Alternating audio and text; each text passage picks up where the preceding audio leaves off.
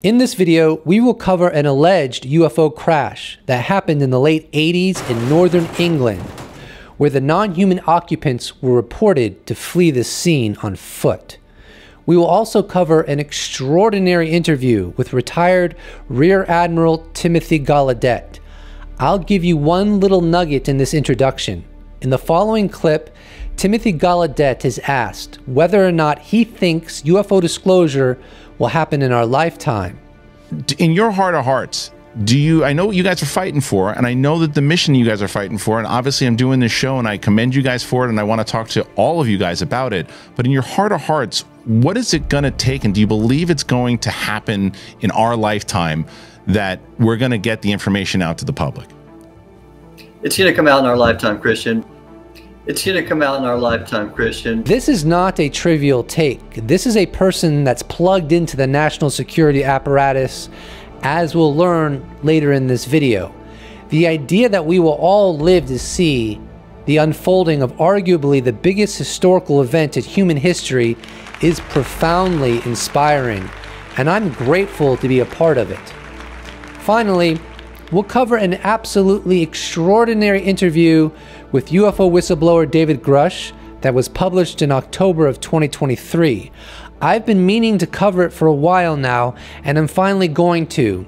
It was conducted by journalist Walter Kern and was published in the County Highway magazine.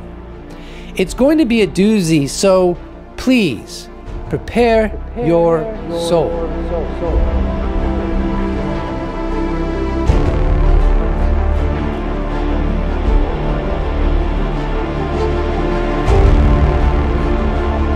Let's dive right into the amazing interview with retired Rear Admiral Timothy Gallaudet. It was hosted on Christian Harloff's YouTube channel, published on March 19th. A link to Christian Harloff's interview is in the description below if you want to check out the totality of this excellent interview. Before I play the first clip that I'm going to share with you and give you my analysis, I want to give you a quick blurb on who retired Rear Admiral Timothy Gallaudet is, and I quote from Wikipedia. Timothy Cole Gallaudet is an American oceanographer and retired Rear Admiral in the United States Navy. Gallaudet worked for the U.S. Department of Commerce as the Acting Undersecretary of Commerce for Oceans and Atmosphere and Acting Administrator of the National Oceanic and Atmospheric Administration. The presentation, you guys shot it in November. It was before the Schumer Act was kind of was watered down, if you will. Right. And there was so much emphasis on how important that the Schumer Act would be. How much of a setback, in your estimation, do you think that that it was watered down, and were you guys expecting that to happen at all?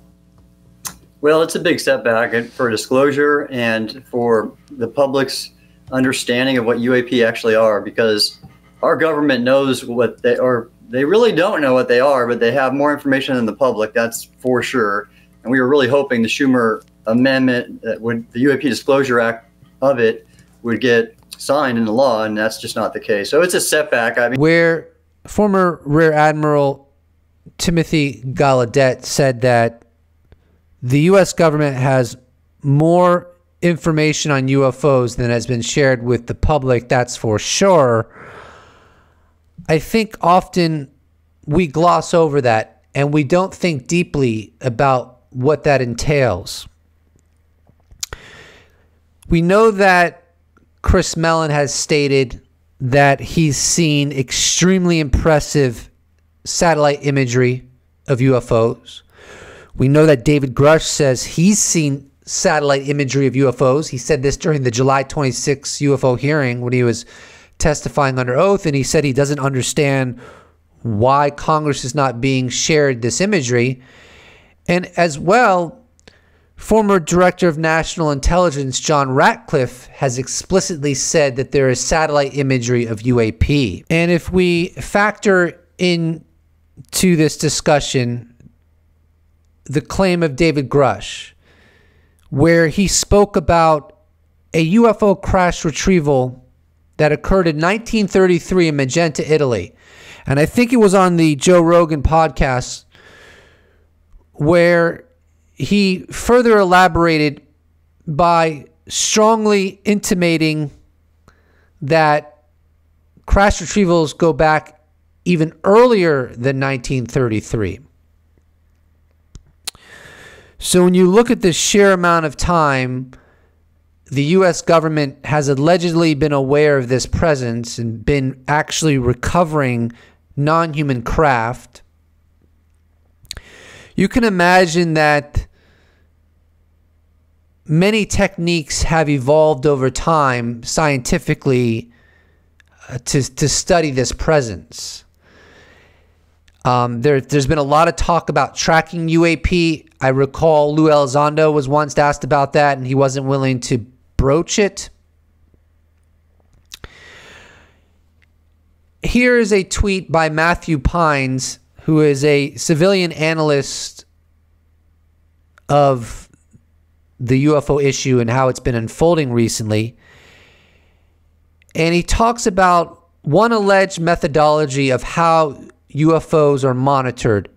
And this is from March 18th. He writes, "Note that I have good reason to believe, from a source in a position to know, that gravitational sensors have in fact been used to detect UAP.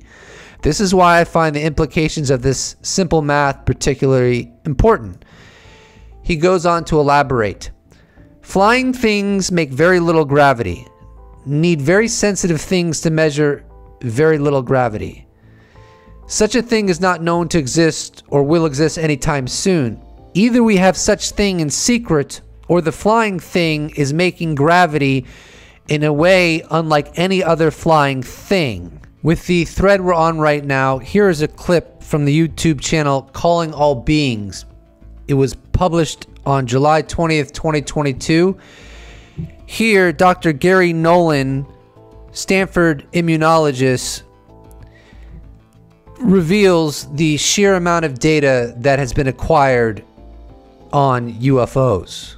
I know from other, let's say, places that there is so much data already on the inside that if any of that were to get outside, it would keep several research institutes a full-time occupation. Now, that data that Gary Nolan cites and the data that has obviously been acquired over the decades, assuming all these allegations are true, and I think they are true. I think crashes have happened, recoveries have happened.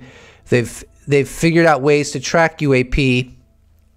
I've heard stories of them tracking them coming in and out of the ocean as an example.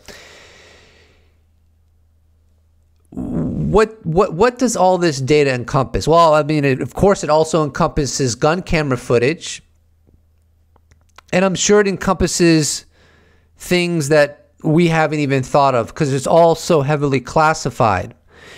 So this brings me to the book written by Robert Hastings, who is the premier expert on the connection between UFOs and nukes. He wrote a book titled UFOs and Nukes: Extraordinary Encounters at Nuclear Weapon Sites. I'm going to take the liberty to read a very small segment of Chapter 5 titled Into the 60s. And it is in this portion that I'm going to share with you where how high the fidelity actually is of some of the data that has been acquired. And it honestly, it makes me feel uncomfortable contemplating this. You know, there's a part of me that hopes that I'm just some crazy lunatic and this is all false. Because if my analysis is correct, it's just so painful to consider that the U.S. government, just as an example, has so much scientific proof of this mysterious presence that they've acquired over many, many decades, going back to 1933 and earlier, and they haven't shared it with the public. We'll go deeper into that in a future segment of this video. But for now, let me snap my fingers so that I can read this segment to you. In 1985, one of my former U.S. Air Force sources revealed an intriguing incident which is unique among the many cases reported to me over the years. While John Harris, as I shall call him, has asked to remain anonymous, I have had ongoing contact with him since 1988, know him well, and consider his account to be credible. In 1962, Harris had been an airman first class supporting the Air Force's 98th Bombardment Squadron at Clinton Sherman Air Force Base near Burns Flat, Oklahoma. During our interview, he told me, "My Air Force specialty code, AFSC, was 3153. I was an electronic countermeasures ECM technician. I flew on B-52s to troubleshoot ECM problems. Based on my military records, one day between March 31st, 1962 and July 2nd, 1962, I attended a briefing for all personnel who were on flying status held at the Clinton Sherman Air Force Base Theater. Attending the briefing were both regular crew members and non-crew members on flying status. I was a member of the latter group." According to Harris, once everyone had been assembled, the commander of the 412nd Strategic Wing, to which the 98th was assigned, mounted the stage and told the men they were about to be shown a short movie.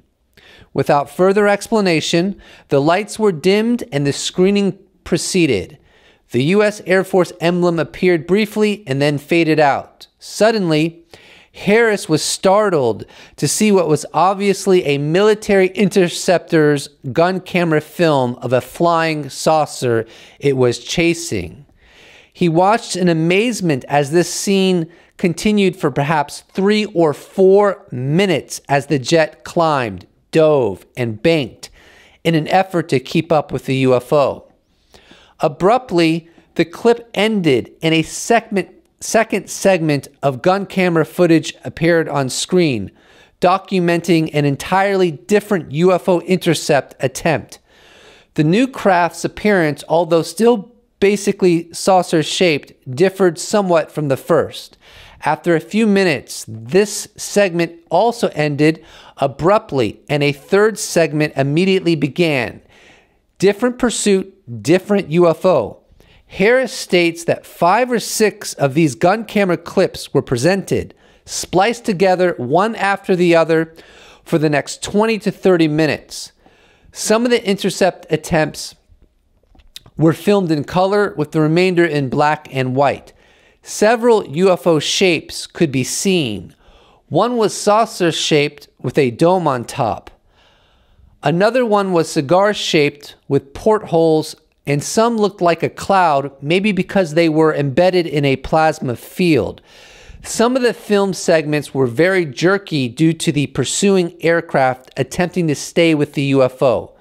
Throughout, there was no narration or soundtrack of any kind.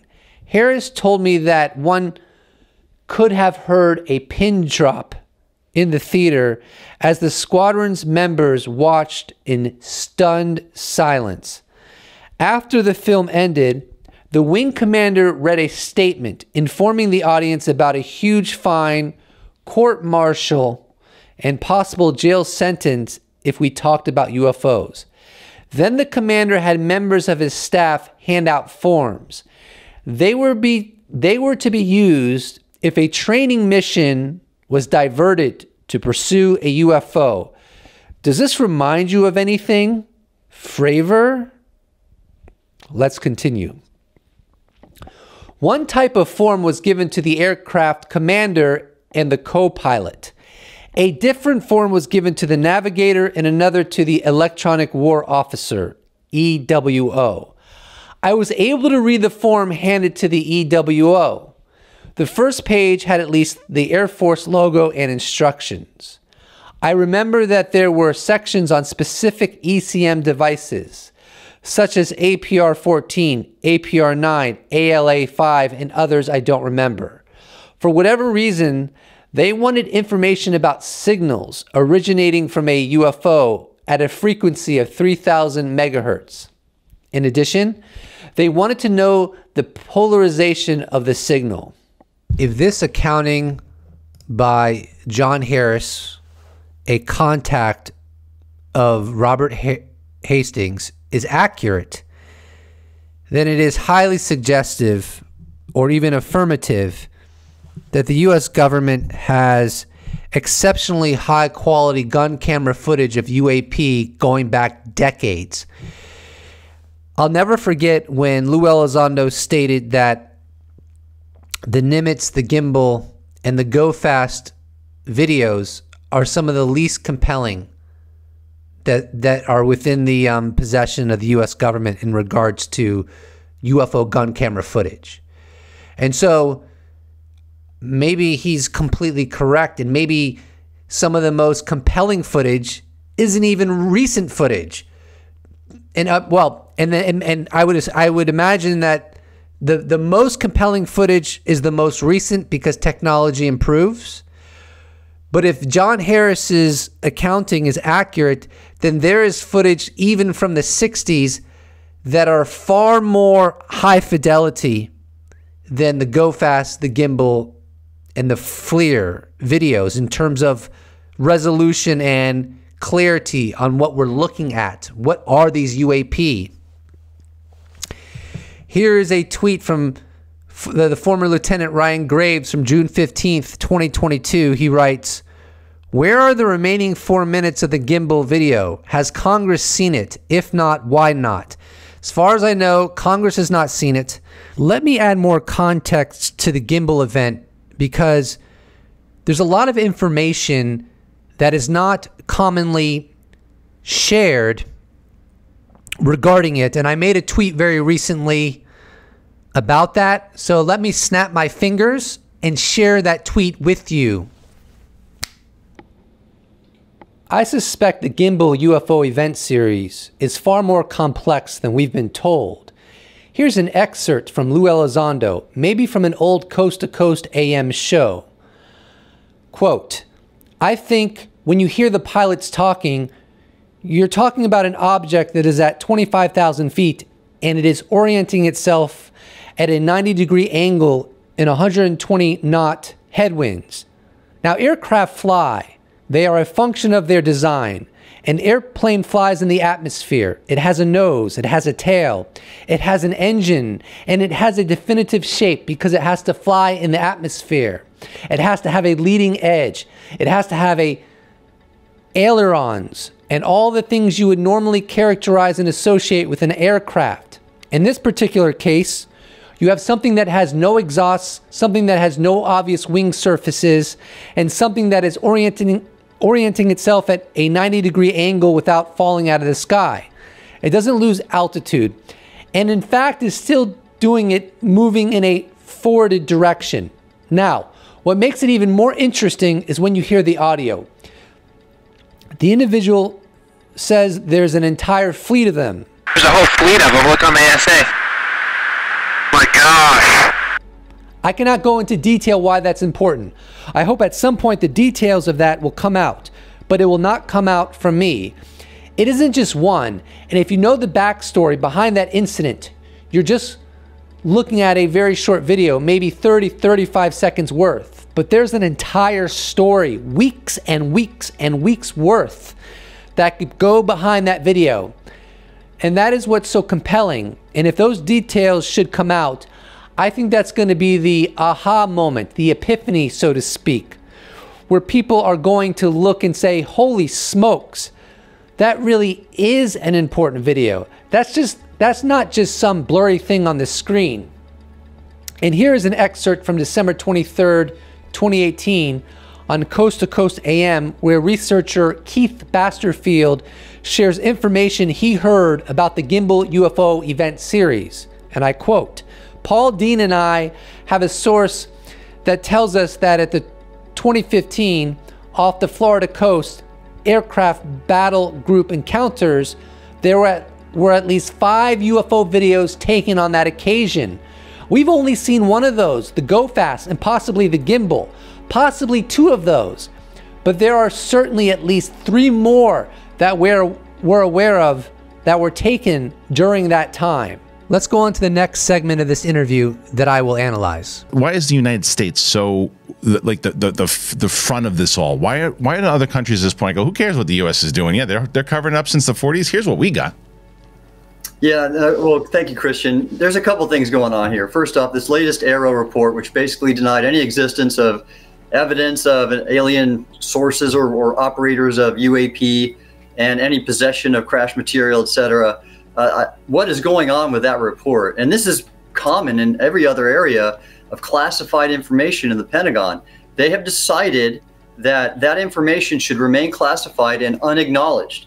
So the unclassified story is there's nothing there. And I know that to be a fact because several of my former colleagues, retired Navy admirals in the intelligence community, they've commented on this publicly saying, this is great. We endorse and support this report.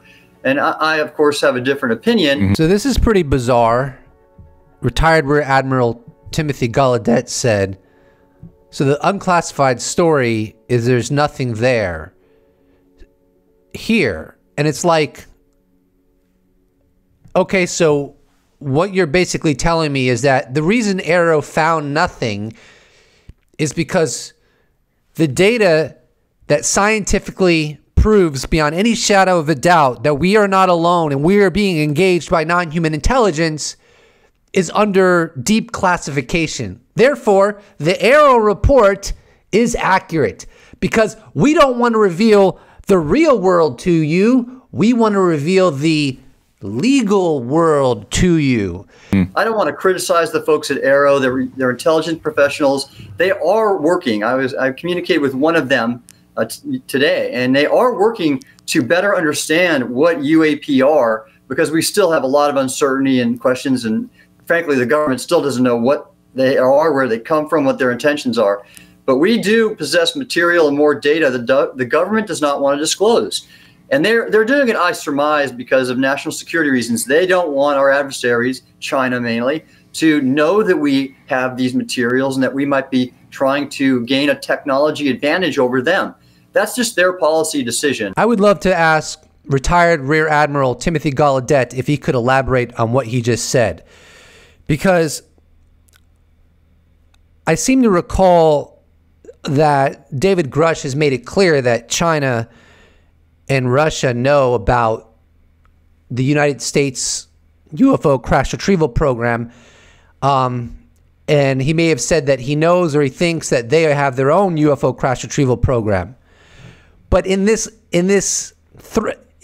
maintaining this thread, in December of 2023, David Grusch was on the Tucker Carlson show.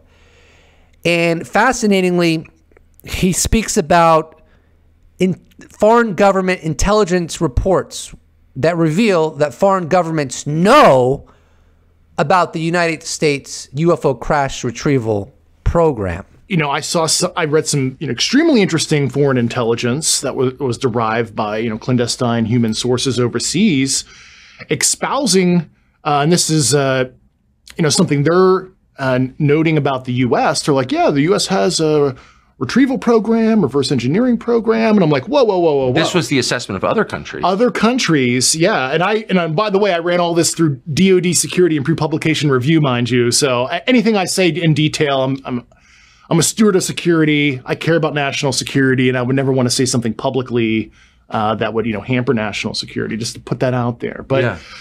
But what an interesting way to find out. Yeah, so you're reading the assessment of countries that are spying on us, and we've spied on their assessments of us. Yes. My guess is that Rear Admiral Timothy Gallaudet is not saying, per se, that adversaries like China and Russia are clueless that we have a crash retrieval program and that we have recovered non-human intelligence craft. I think he is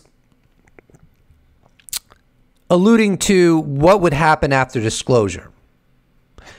And that is that once this comes out, there's going to be an endless array of questions to government officials. Why did you cover it up? How did you cover it up? How many craft have you recovered? How many species of non-human intelligence have you ascertained exist that are engaging humanity? And the questions would never end. And this could lead to leakage of information that adversaries would find useful. And so to prevent that kind of scenario, part of the motivation to cover it up is just is to keep the endless array of questions that would inevitably emerge not to emerge. And we'll continue with this same clip. Here, former Rear Admiral Timothy Gallaudet says that he goes into how he would handle disclosure in a very careful fashion. You know, I of course think we should have a different approach where we look deliberately, as was outlined in the Schumer Amendment, to say, okay, we're going to maybe not release some of the most advanced information that could be a risk in terms of giving an adversary a technology edge, but then we should release to the public just the awareness that we are being visited. That's important because there's so many national security and public safety concerns about this, knowing this fact, that we should have an informed public to develop this public policy that's totally absent and necessary. So in that same thread, the following is one of the most beautiful and lovely clips I've ever come across. It's from the same interview with Tucker Carlson. David Grusch conveys the basics that he believes should be revealed to the public. It's time to reconcile this. We need to heal from this. You know, we need to disclose the basics, the fact that we're not alone. We've recovered material and we've recovered the occupants. And beyond that, you know, the president can decide what should be disclosed. It's above my pay grade, but the basics should be acknowledged. And I think it's a more ontologically shocking, but also uniting thing in an era of divisiveness. I think we need this. I agree with that. About our allies who are basically following our lead more or less, but not entirely. You know, France put out their Cometa report, and I think others, like the Canadian, one of the Canadian senior officials last week, your country, I think, spoke out about, I think, a need for disclosure. And so there's more. We should be showing leadership in the U.S. and right now, I don't want to say we're not. With disclosure, we are not showing leadership because we made the policy decision not to do it.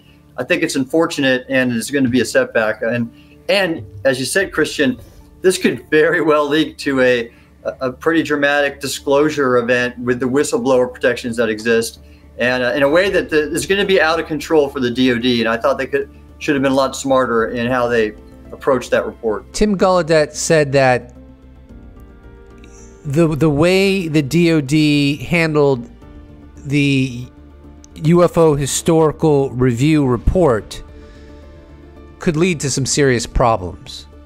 He said it could lead to a pretty dramatic disclosure event with the whistleblower protections that exist, and it could get out of control for the DoD. So instead of a controlled disclosure, we would have a very uncontrolled disclosure. And so in that light, I want to share some recent tweets by James Fox, because I think his upcoming documentary is going to be symptomatic of an uncontrolled disclosure, because the narrative that the DoD tried to put forth on the public is not going to coexist peacefully with the pushback that's coming. So let's start here. On March 24th, 2024, Othello wrote, "What is your opinion on the fear that people have expressed over the error report causing the disclosure movement to lose steam?" James Fox responds, "That was clearly their objective, but again, it's sort of a last gasp effort to hide the truth. We will continue to move forward." J-Rod writes, "Well, I hope you've got some juicy stuff Because as of right now, disclosure looks like it's dead in the water, James responds. 2 steps forward, 1 step back. They're not putting the genie back in the bottle as much as they would like to try. UFO Sarah writes, so the end of your documentary is Representative Burchett saying they are continuing the fight? James responds, just the tip of the iceberg, my friend. Things that I cannot share just yet that will be included in the film, including first-hand eyewitness testimony that will blow your mind. So be it. Tim, if this hearing does indeed happen, and then they called upon yourself to say, hey, we want you to come across and testify about what you have talked about in Darcy's doc that you've been talking about it. So would you do that? Oh, absolutely. 100%. I've testified about 10 times on other topics, but I definitely would do it on this one. I think it's important. That's why I published articles on it. I have this Soul Foundation white paper that's been posted. Yeah. And yes, I absolutely will. So I know that Representative Anna Paulina Luna and others intend to do some field hearings in the year 2024 to invite witness testimony of UFO programs, UFO involvement of the U.S. government, and so forth. According to what Representative Gallaudet said, perhaps he will be part of one of these upcoming field hearings. He also touched on a white paper that he wrote for Soul. In the following clip, he goes deeper into that white paper. Basically, what I'm seeking to do because of my position on the advisory board of Soul is to elevate undersea UAP in America's ocean research agenda and priorities. And because I know the people involved at the agencies that do that, the Office of Naval Intelligence, NOAA, my old agency, the Naval Oceanographic Office, those who could contribute to it, as well as all the civilian ocean research institutions. And the pitch I'm making, and this is as an advisory board member for Soul Foundation, is why wouldn't our ocean science community want to have this sort of national effort? Because the spinoff is a lot more ocean science. And then maybe we'll also learn about undersea UAP or USOs too. So if we can get some more investment in ocean science, that's a great thing. What we kind of glossed over in this meeting really quick, Christian, is that, yeah, we've only explored about 5% of the ocean's volume, and not even 25% of the seabed do we even know and has been mapped.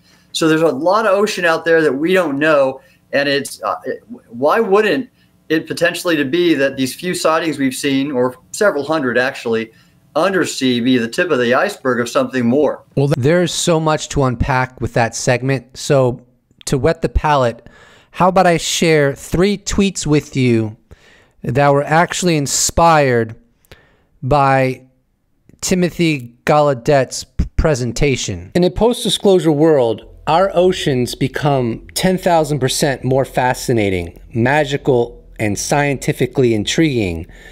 This is saying a lot, since only 5% of the ocean's volume has been explored, and not even 25% of the seabed has been mapped. There seem to be inhabitants down there. You can't separate the UAP mystery and our oceans. Learning more about the former will help us learn more about the latter. I suspect, mostly, that after UFO disclosure, our great institutions and humanity writ large will have a singular question. Why didn't you break this out sooner? Enhanced curiosity is one of the greatest thrills a human or institution can have. A lot of time has been lost.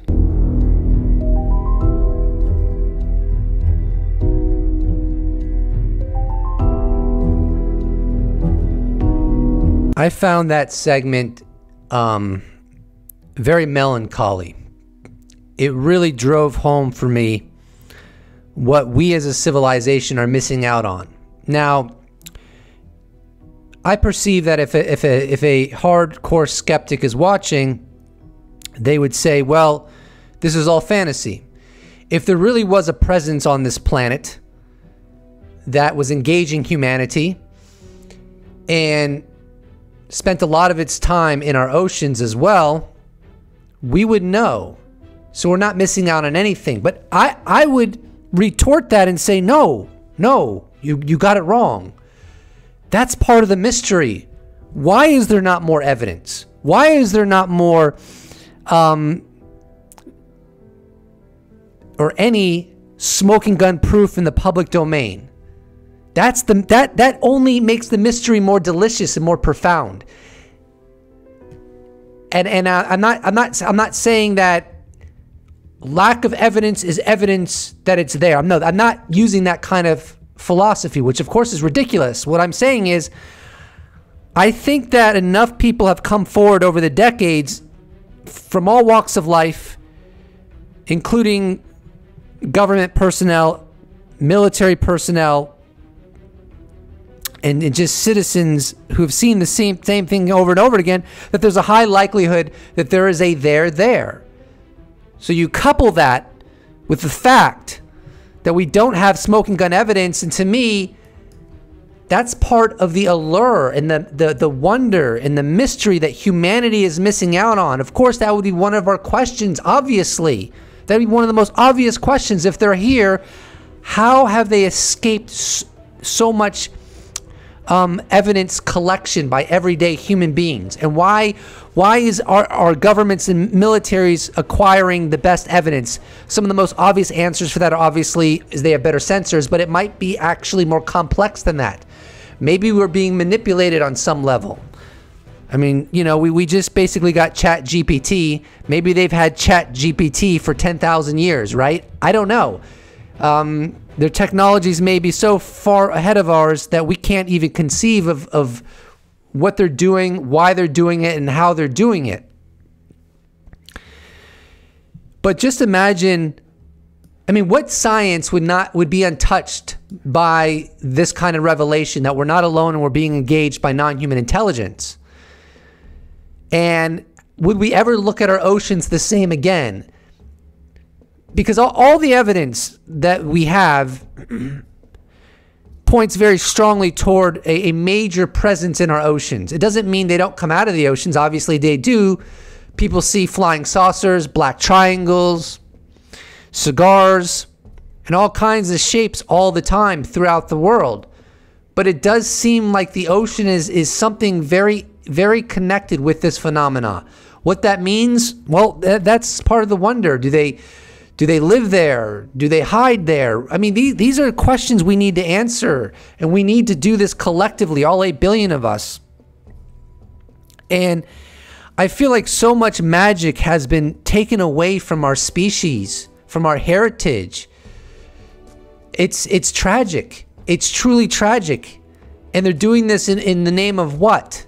Well, I don't even want to, yes, part of it's national security, but that's an hour episode by itself. I want to go back and just quote something. And I'm not going to play the clip because I've already played it, but I'll read it to you, where Tim Gallaudet said, and I quote, "What is going on with the report, and this is common in every other area of classified information in the Pentagon, they have decided that information should remain classified and unacknowledged. So the unclassified story is there's nothing there.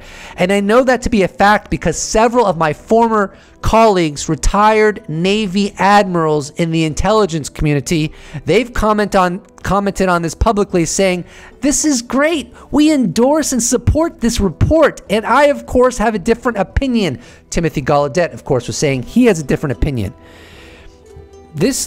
What former Rear Admiral Gallaudet was saying here, as I perceive it, is that some of his colleagues just don't even want to go there. They love the report. It's saying there's nothing to see here, even though they know full well there's something to see here. The U.S. government doesn't want to deal with this. They don't want to deal with the legal repercussions, the reputational repercussions, the endless array of questions that they would receive as a result of this revelation. And I'm just thinking to myself, we are missing out on something so extraordinarily profound in the name of what? Convenience? In the name of convenience? Oh my God. How short-sighted can we be? In the following clip, David Grusch, being interviewed by Tucker Carlson, goes into the perspective from the national security apparatus as to why the UFO issue is so insanely overclassified, and then we'll examine that a little bit. Yeah, I think it's an abuse. So Executive Order 13526, if you read that, delineates the 8 reasons you classify information. And the only thing that this falls under is, scientific and technical information that has national security implications. This is boilerplate. And it's really just an abuse at this point, and we're overclassifying things out of fear of the socioeconomic, theological, and counterintelligence implications, because I remember talking to a former director of a 3-letter agency that we happen to know personally, and we met with, and that former director's biggest issue was the counterintelligence implications. We can't let Russia and China figure this. Okay, I get that. I used to work counterintelligence to protect U.S. programs in a previous job when I was a young Air Force officer. But there's got to be a middle ground, and not, oh, well, we don't know what to do, so we're just going to keep everything unacknowledged. It's ridiculous. But so in many respects, that's the cover-up in a nutshell. They don't know how to engage with this bizarre issue that they have to deal with. But the thing is, all of humanity has to deal with it. And many people have encounters. It's not just the U.S. government that is seeing these things or experiencing these things. It is humanity as a whole. Sure, not everyone has a sighting or more, but anyone at any given time could have a sighting because this presence is here. So it's kind of unthinkable how the U.S. government and other governments are dealing with this. It was really interesting that he said he had a conversation with a former director of a 3-letter agency, and he said he was talking to that person about the counterintelligence implications. My perspective is David Grusch, even if you think he's wrong about the UFO issue, he's not a liar. And so if he had a conversation with a former 3-letter agency head who spoke about this issue as if it's real, then something bizarre is going on, even if it's not that UFO intelligence is here and is of non-human origin. And it was really interesting to me. So he said he cited 3 issues that are contributing to the cover-up: socioeconomic, theological, and counterintelligence. I would love to ask him, Dave, what do you mean when you say that theological concerns are part of the motivation behind the cover-up? And I know there's been some talk, some rumors that the non-human intelligence that has been recovered has shown human DNA, which who knows what kind of implications that has. But like I said in the previous clip of myself, we're being really short-sighted. We do need a middle ground, as David Grusch conveyed. The way I see it is this is part of our God-given heritage. We live in a truly bizarre universe. And it's completely and utterly bizarre and haunting and wondrous without NHI engaging our planet. But with NHI engaging our planet, it becomes that much more profound and haunting. And why should that be taken away from us when allegedly, and I believe this is the case, there is reams of smoking gun proof that we are not alone and that there's a presence in our biosphere. Let's move into an interview that David Grusch did a while back that I cited in the beginning of this video. It's from an article titled "The Republic of Oculated Facts," Volume 1, Issue 2, September-October 2023, County Highway exclusive interview with UFO whistleblower David Grusch reveals Black Projects, SAPs, NHIs by Walter Kern. Here's a direct quote from the article. We also have biologics, meaning bodies, whose characteristics Grusch isn't free to specify, though he hints that these come in different shapes and sizes. Finally, he learned that these beings may not be friendly, indifferent to us at best, he says. He also suggests they belong to groups or species which may, in some cases, dislike each other. Before I unpack that, I want to add to this. Here's a quote from the Joe Rogan Experience when Grusch was interviewed in November of 2023. This is from a Joe Murgia tweet.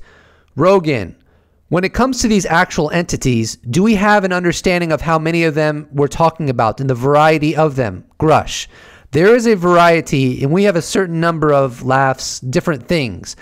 I talked to people who were familiar with the biological analysis of everything. So we have some idea, not a complete picture, because it's like, you know, looking at it, it's like, well, I don't even understand the physiology at all. It's like, what the heck?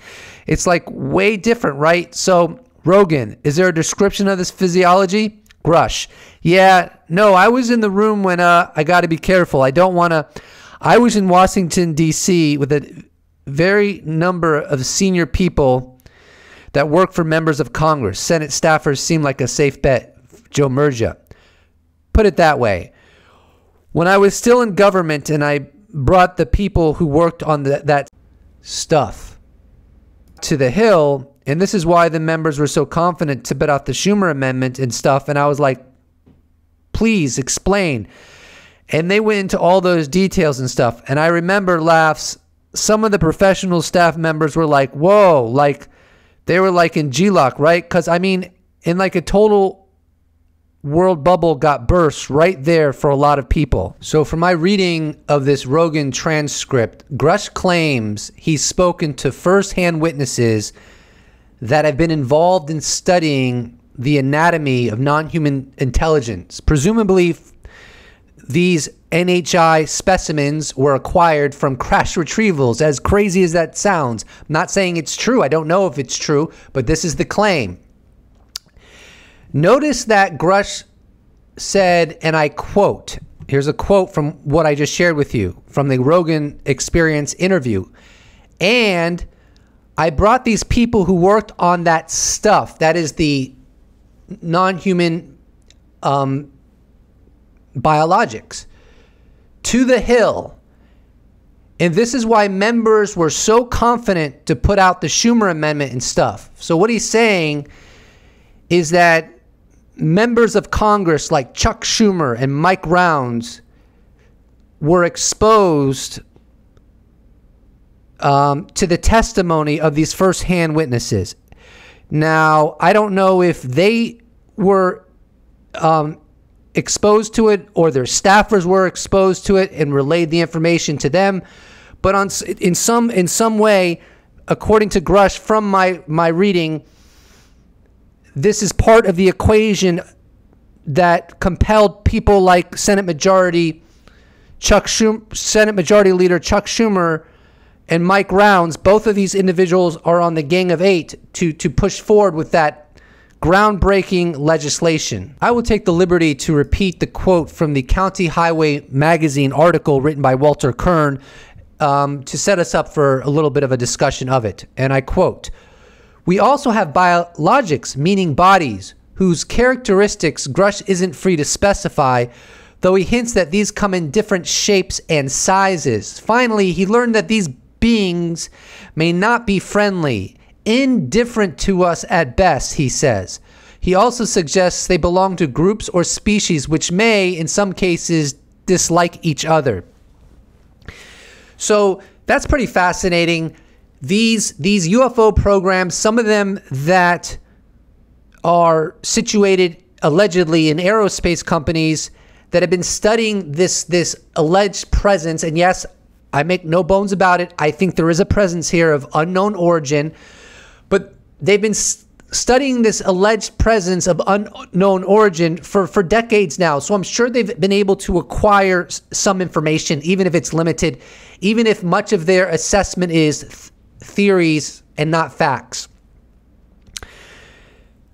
But I mean, it's like there's this whole other ecosystem in our planet that exists that represents intelligence greater than ours.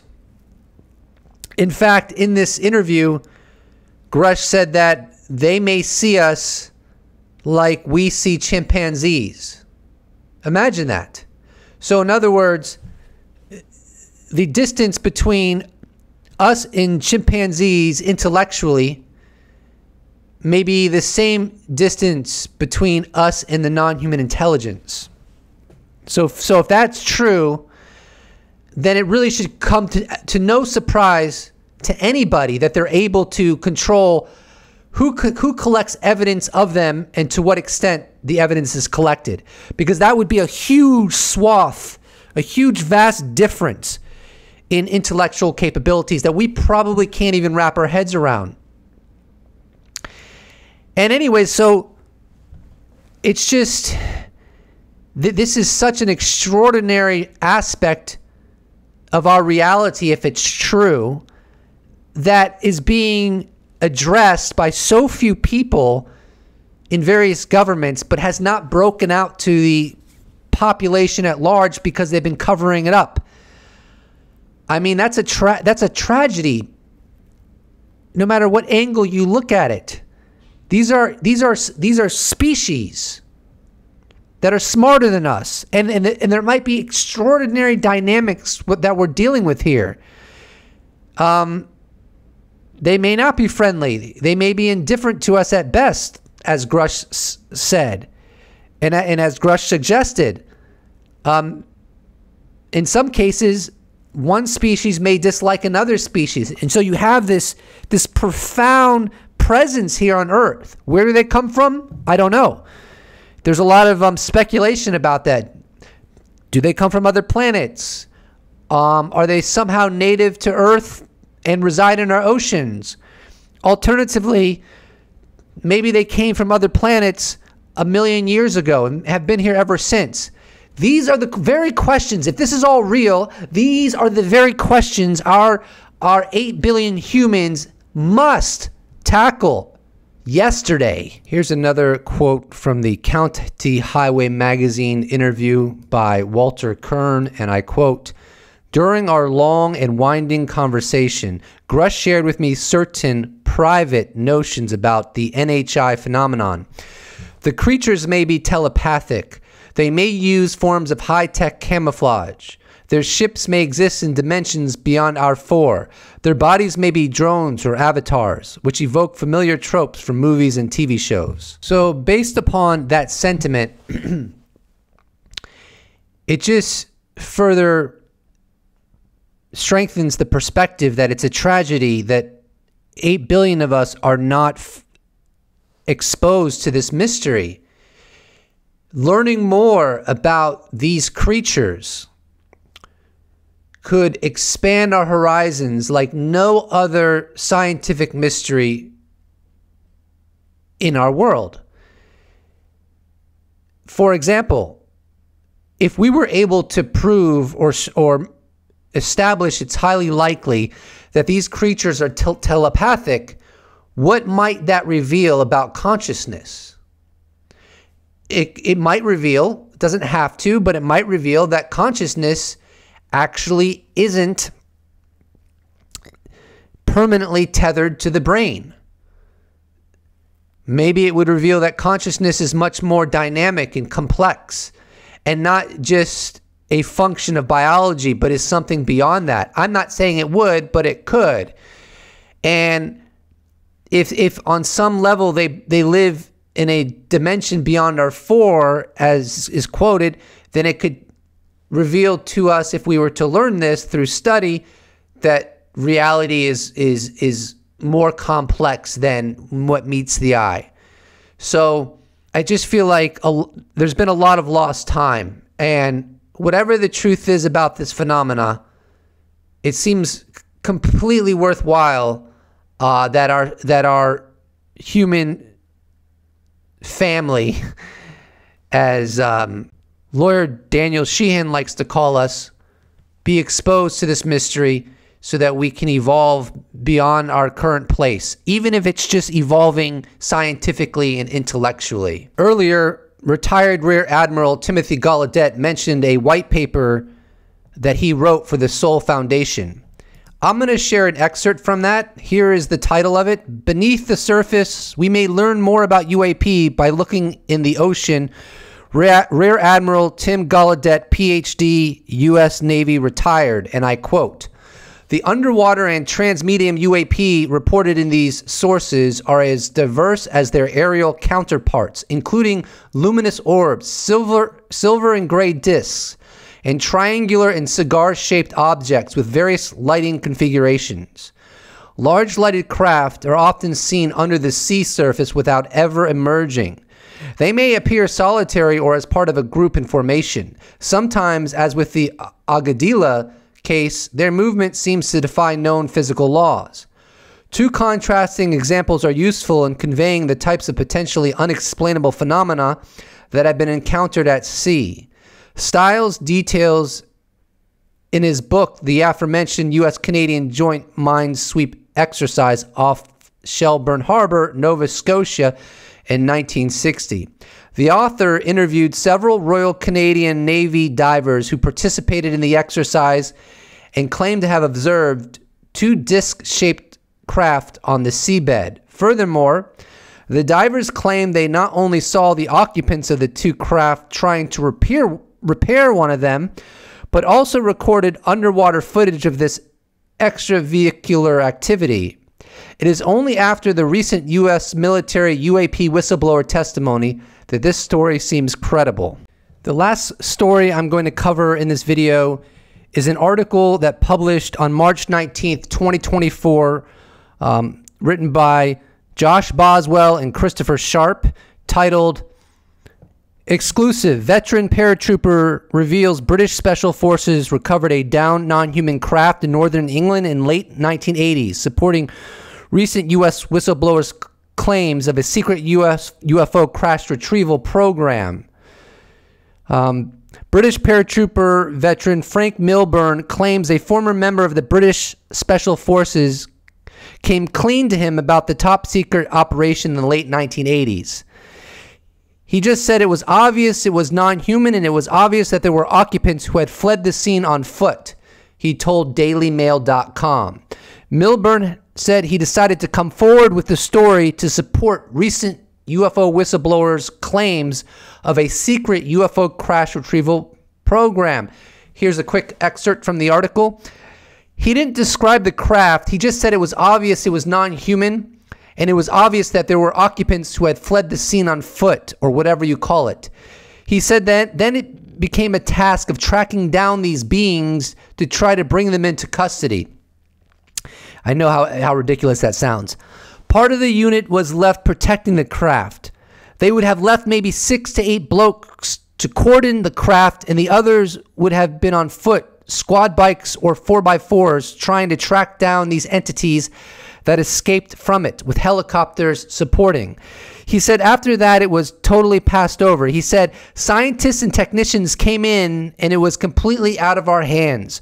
We were flown away by helicopters and we knew nothing more after that. Obviously, the aforementioned story is second-hand because Frank Milburn is reporting what someone he knows said. But nevertheless, it's an interesting story, so I thought I'd share. It goes without question that the idea of crash retrievals strains credulity far more than craft in our skies and in our oceans, simply because, just as an example, David Grusch says that the amount of craft that had been recovered by the United States is in the double digits. And he's explicitly explained why he won't give the exact number. Because it would bolster the intelligence gathering efforts of countries like China and Russia, because they have their intelligence and then they would be able to cross-check their intelligence and be like, oh, we got that right. The number of craft we believed the United States recovered is exactly what Grusch said. And then it doesn't stop there. Allegedly, Russia and China are also retrieving non-human vehicles that are crashing or being shot down, or landing and then being abandoned, or landing and then there being no entities inside the craft. All of these apparently are happening.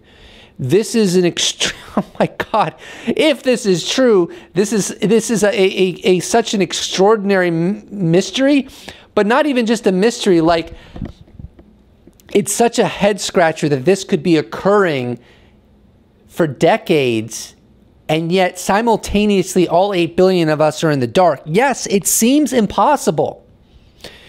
But my whole take is not, well, it seems impossible, therefore it must be impossible. My take is, or my emphasis is, if it seems impossible, but it's simultaneously true, that's all the more reason it should be disclosed. Humanity should learn about this history and this reality. This is not just information. This is some of the most important world history that has ever occurred on our planet. Some of the most important scientific mysteries for us to be exposed to. Are we being manipulated? Are they using some kind of artificial intelligence so that every time it crashes, gets shot down, or intentionally lands, they know that governments are going to be able to conceal it from all 8 billion of us? Who knows? These are questions that I'd like us to ask and explore collectively if this is actually happening. And wouldn't this be the most extraordinary personification of the idea that reality is stranger than fiction? And wouldn't it force us to start doubting all of the assumptions we make about the universe? Like if this was to come out, I don't see how this would not force us to doubt many of the assumptions we make about the universe. Because if this dynamic range of occurrences is happening, and it's been happening over many decades, it reveals that things can occur underneath the surface, if you will, that are absolutely profound, and we're oblivious to it. How does that translate to other mysteries that may abound in our universe that we're ignoring? I don't know, but we need this if it's true. We need to know the true nature of our reality.